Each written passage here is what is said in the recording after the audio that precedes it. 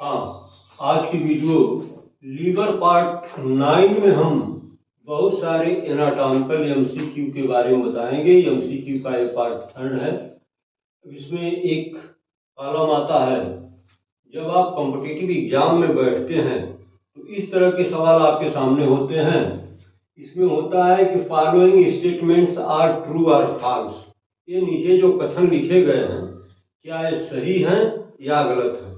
तो आगे ट्रू और फॉल्स का कॉलम बना होता है और उसमें आपको सही जवाब सेलेक्ट करके उस पर टिक का निशान लगाना होता है। तो इसमें जो पहला सवाल है, ligamentum teres is remnant of left umbilical vein. ये जो लिगामेंटम टीरिस है, क्या वास्तव में लेफ्ट अम्बिलाइकल वेन का रेमिनेंट है, अवशेष है। अब ये बात अगर सही है तो आपको ट्रू पर, अगर ये बात गलत है, ये स्टेटमेंट रॉन्ग है, तो फॉल्स पर टिक का निशान लगाना होगा। तो आइए हम आपको बता दें कि ligamentum teres is remnant of left umbilical vein. ये कथन सही है, इसलिए आपका जवाब होगा ट्रू। दूसरा स्टेटमेंट है, ligamentum venosum is remnant of ductus venosus. जन्म के बाद ये जो डक्टस वेनोसस, वह डक्ट जो इंफीरियर वेना केवा और पोर्टल वेन को जोड़ने का काम करता है, उसी डक्ट को हम नाम देते हैं डक्टस वेनोसस। तो जन्म के बाद इसका रेमिनेंट बॉडी में पड़ा रहता है, जो एक फाइब्रस बैंड में कन्वर्ट हो जाता है और उसी फाइब्रस बैंड को हम नाम देते हैं लिगामेंटम वेनोसम। तो ये कथन सही है, ये स्टेटमेंट सही है कि ligamentum venosum is remnant of ductus venosus. Ligamentum venosum ductus venosus का अवशेष होता है, ये सही है।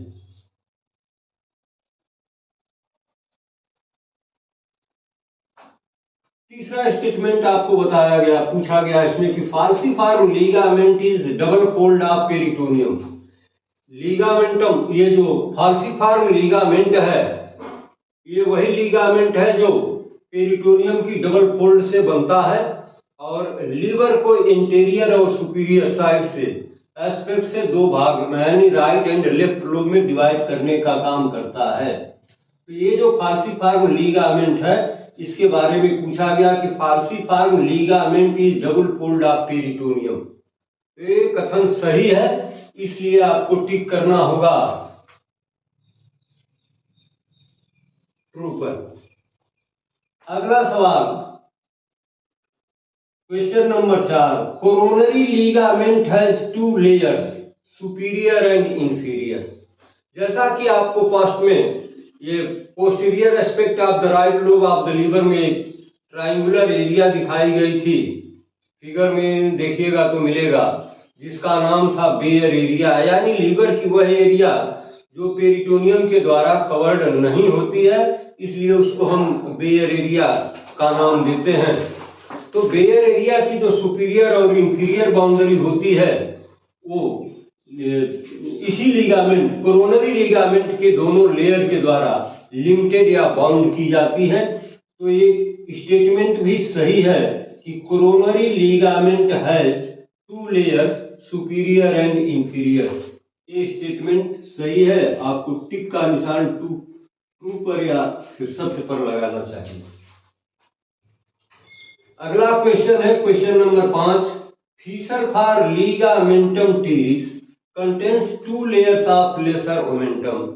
ये जो लिगामेंटम टीरिस है, ये वही लिगामेंट है जो लीवर को के इंफीरियर सरफेस को राइट एंड लेफ्ट लोब में बांटने का काम करता है। तो उसी लिगामेंट के बारे में बताया गया, जो लिगामेंट के लिए वहां एक डीप क्लेफ्ट बनती है, जिसको हम नाम देते हैं फीचर फॉर लिगामेंटम टीरिस। तो उसमें किसका अटैचमेंट होता है? 2 layers of lesser omentum. Lesser omentum भी पेरिटोनियम की 2 फोल्ड होती है, डबल फोल्ड होती है, जो स्टमक के लेसर कर्वेचर को बाउंड करती है। तो स्टेटमेंट इज सही है। अगला सवाल है ligamentum teres is attached with left branch of portal bone vein. क्या ligamentum teres left branch of portal vein से रिलेट करता है, अटैच करता है? तो ये सवाल सही है कि ये जो लिगामेंटम टीरिस है ये पोर्टल वेन की लेफ्ट ब्रांच, ये जब लीवर पर पहुंचती है पोर्टल वेन तो दो भाग में बढ़ जाती है, एक राइट लोब के लिए, एक लेफ्ट लोब के लिए, एक राइट ब्रांच और एक लेफ्ट ब्रांच। तो जो लिगामेंटम टीरिस होता है ये उसके लेफ्ट ब्रांच से रिलेट करता है। तो ये कथन सही है, आपको ट्रू पर निशान लगाना होगा। अगला सवाल question number 7, Kupffer cells are found in liver. Kupffer नाम के साइंटिस्ट ने इस सेल की खोज की थी, सर्च किया था, लीवर के अंदर ये सेल्स पाई जाती हैं जिनको हम नाम देते हैं Kupffer cells are found in liver. क्या लीवर में कूफर सेल्स पाई जाती हैं? तो ये जवाब सही है। कूफर सेल उसी सेल को कहा जाता है जो जिसको आप हिपैटोसाइट बोलते हैं, यानी लीवर की सेल। तो ये स्टेटमेंट सही है, ट्रू है। अगला सवाल है question number 8, implantation of liver is possible. क्या लीवर का इम्प्लांटेशन संभव है? क्या मतलब समझे आप? यानी अगर किसी व्यक्ति के लीवर में इस तरह के डिसऑर्डर हो गए हैं कि अब उसको हेल्दी स्टेट में वापस लाना मुश्किल है, असंभव है, तो इस कंडीशन में उस व्यक्ति के लीवर को हम सर्जिकल रिमूवल के द्वारा रिप्लेस कर देते हैं और बाहर से मंगाए गए लीवर को उसमें इम्प्लांट कर देते हैं। इसी को कहते हैं लीवर इम्प्लांटेशन। यानी खराब हुए लीवर को बदल करके उसके जगह पर नए लीवर को क्या पिरोया जा सकता है? तो ये जवाब भी सही है, तो आपको टिक का निशान लगाना होगा ट्रू पर। अगला सवाल है question number 9, abnormal liver is palpable. जैसा कि आप जानते हैं कि लीवर ये कुछ रिब्स और कुछ कास्टल कार्टिलेजेस के नीचे पड़ा होता है, इसलिए जब वो नॉर्मल हेल्दी कंडीशन में होता है तो उसका पल्पिटेशन फील नहीं होता है, हमारी फिंगर्स जाकर के रिब्स के ऊपर अटक जाती हैं, इसलिए उसकी धड़कन को, उसके पल्पिटेशन को हम फील नहीं कर पाते हैं। लेकिन वही लीवर जब एबनॉर्मल कंडीशन में जाता है, उसकी साइज बड़ी हो जाती है तो रिब से नीचे की तरफ बढ़ जाता है, जहां पर आपकी फिंगर्स उसको आसानी से पल्पिटेट कर पाती हैं।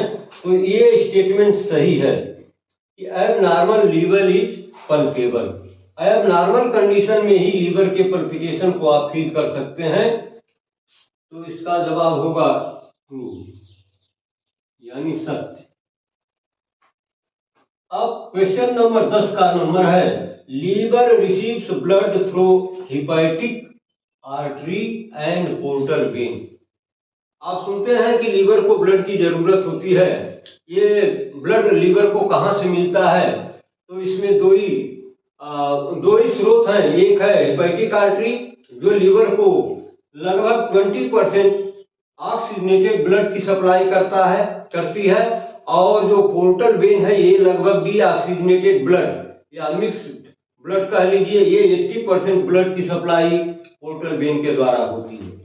तो इसमें सवाल है कि liver receives blood through hepatic artery and portal when.